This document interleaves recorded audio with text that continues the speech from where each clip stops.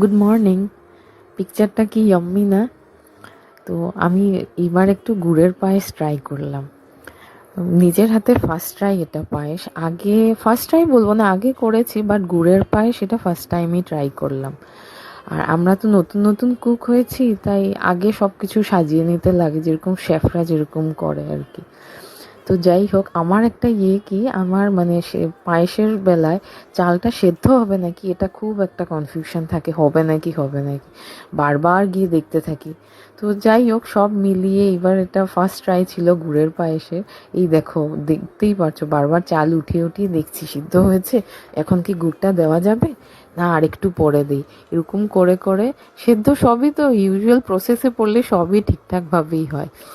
তো যাই হোক, এরকম করে করে তারপরে গুড়টাও দিয়ে দিয়েছি। গুড়টা দিয়ে, গুড় দিলে তো একটা বলে যে, যেটা শুনেছি যে ছেড়ে দেওয়ার একটা ভয় থাকে, খুব কেয়ারফুলি দিতে হয়। তো সব মিলিয়েই দিয়েছি, করে আস্তে আস্তে করে একটু টাইম নিয়েই করেছি। তারপর তো দেখলাম না ঠিকঠাকই আসছে, টেক্সচারটাও ভালোই আসছে। এরকম করে করে তারপরে কনফিডেন্সটা খুব বাড়লো, না আমিও বানাতে পারবো, এখন ট্রাই করতে পারবো। তো দেখো, এটা ছিল ফাইনাল লুকটা। ভালোই হয়েছে বলো? তোমরাও ট্রাই